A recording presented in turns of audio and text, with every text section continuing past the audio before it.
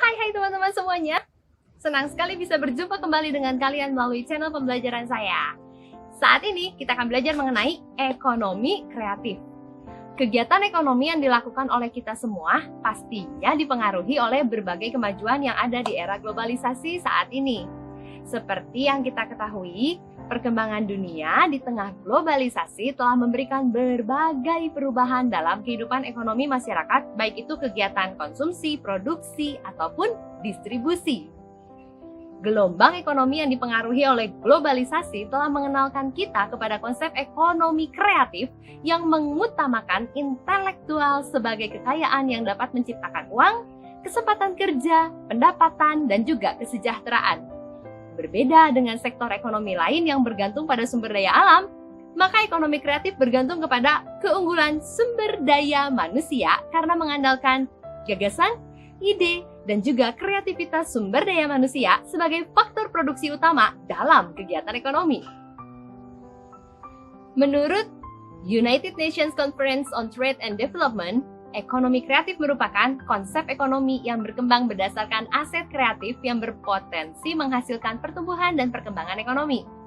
Kementerian Pariwisata dan Ekonomi Kreatif Indonesia menyatakan ekonomi kreatif adalah penciptaan nilai tambah berbasis ide yang lahir dari kreativitas sumber daya manusia dan berbasis pemanfaatan ilmu pengetahuan, termasuk warisan budaya dan juga teknologi. Membahas ekonomi kreatif berarti kita juga membahas hak kekayaan intelektual atau yang kita kenal dengan nama haki. Haki merupakan hak eksklusif yang diberikan kepada seseorang atau sekelompok orang atas kemampuan intelektual seseorang seperti karya ciptanya.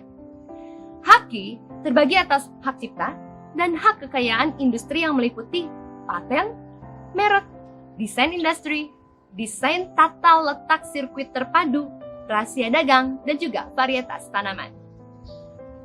Haki umumnya berada dalam ruang lingkup teknologi, ilmu pengetahuan, karya seni, dan juga karya sastra. Haki dapat melindungi pemakaian ide dan informasi yang memiliki nilai ekonomis. Di Indonesia, haki didasarkan atas beberapa peraturan, salah satunya tentang hak cipta.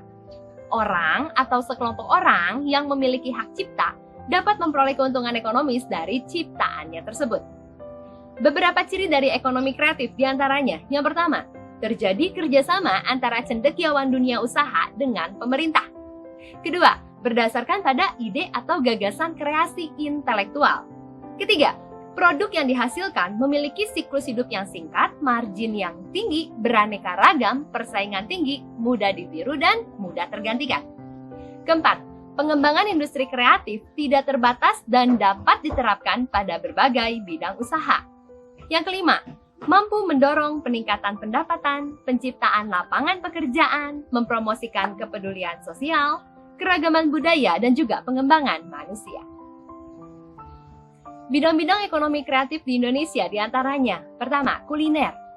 Berkaitan dengan pekerjaan sebagai koki, penata saji, penyedia jasa catering, pemilik restoran, kritikus makanan, dan penulis resep makanan. Yang kedua, periklanan. Berkaitan dengan pekerjaan sebagai account executive, art director, copywriter, graphic designer, dan juga media planner. Yang ketiga, arsitektur. Yang keempat, kriya. Merupakan barang-barang hasil kerajinan tangan manusia. Kriya meliputi segala kerajinan yang berbahan kayu, logam, kulit, kaca, keramik, dan juga tekstil. Produk buatan tangan Indonesia telah dikenal memiliki mutu yang baik sehingga memiliki nilai tambah untuk dijual dengan harga yang tinggi. 5. Desain. Bidang ini mencakup desain interior, desain komunikasi visual, dan juga desain produk. Pekerjaan di bidang desain interior berkaitan dengan desain interior, drafter, dan visualizer 3D. Desain komunikasi visual, DKV, adalah konsep komunikasi kreatif dengan memanfaatkan elemen-elemen visual untuk menyampaikan pesan atas tujuan tertentu. Pekerjaan yang berkaitan dengan DKV adalah ilustrator dan desainer grafis. Desain produk merupakan proses kreasi sebuah produk yang menggabungkan unsur fungsi dan estetika sehingga bermanfaat dan memiliki nilai tambah bagi masyarakat. Pekerjaan yang berkaitan dengan bidang ini adalah desainer produk. Yang keenam, fashion. Bidang ini merujuk pada gaya populer khususnya sepatu, aksesoris, kosmetik, dan gaya rambut yang terus-menerus berubah mengikuti waktu. Pekerjaan yang berkaitan dengan bidang ini adalah fashion designer, fashion stylist, hair stylist, ataupun juga makeup artist. Yang ketujuh, film, animasi, dan video. Pekerjaan yang berkaitan dengan bidang ini diantaranya sutradara, penulis skenario, sinematografer, penata artistik, pemain film, videografer, animator, dan masih banyak lagi. Bidang video ini semakin berkembang sejak munculnya YouTube.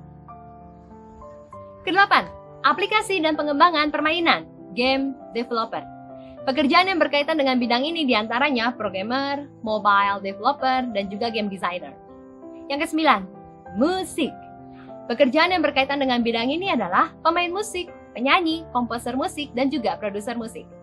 Yang ke-10, seni pertunjukan, performance art. Merupakan karya seni yang melibatkan aksi individu ataupun kelompok di tempat dan waktu tertentu dengan menggunakan suara dan gerakan untuk menampilkan ekspresi artistik. Pekerjaan yang berkaitan dengan bidang ini adalah pemain teater, penari, koreografer, penulis naskah, dan penata rias wajah. 11. Seni rupa. Merupakan karya seni hasil ekspresi jiwa seseorang yang diwujudkan lewat unsur visual seperti garis, titik, warna, tekstur, dan juga bidang. Pekerjaan yang berkaitan dengan bidang ini adalah pelukis, pematung, kurator seni, ilustrator, dan juga komikus. 12. Penerbitan. Merupakan kegiatan untuk memproduksi dan memperbanyak literatur dan informasi dalam bentuk media cetak. Pekerjaan yang berkaitan di bidang ini adalah penulis buku, editor buku, desainer buku, dan juga editor foto. 13. Televisi dan radio. Merupakan media elektronik yang menyajikan siaran audio visual. Pekerjaan yang berkaitan dengan bidang ini adalah jurnalis televisi, presenter televisi, penyiar radio, dan music director. Ke-14, fotografi. Merupakan metode menghasilkan gambar menggunakan kamera. Pekerjaan berkaitan dengan bidang ini adalah fotografer dan model foto. Alasan dari perlunya Indonesia mengembangkan ekonomi kreatif itu apa sih? Setidaknya ada beberapa alasan, teman-teman. Yang pertama, dapat membuka lapangan kerja baru. Kedua, berarti dapat menurunkan angka pengangguran di Indonesia. Yang ketiga, dapat menciptakan masyarakat yang kreatif pastinya. Keempat, dapat menumbuhkan kompetisi dunia bisnis yang lebih sehat. Kelima, meningkatkan inovasi di berbagai sektor. Dan yang keenam, membangun citra dan identitas bangsa. Di era globalisasi, kualitas produk yang memiliki daya saing akan dapat bertahan dalam dunia usaha. Dengan menyadari bahwa Indonesia memiliki sumber daya alam yang berlimpah dan sumber daya manusia yang baik, maka pemerintah Indonesia selalu berupaya untuk mengembangkan ekonomi kreatif di dalam berbagai bidang. Teman-teman, sebagai generasi muda bangsa, mari kita terus tingkatkan kemampuan intelektual kita sehingga kita dapat membantu pemerintah Indonesia dalam memajukan bangsa ini.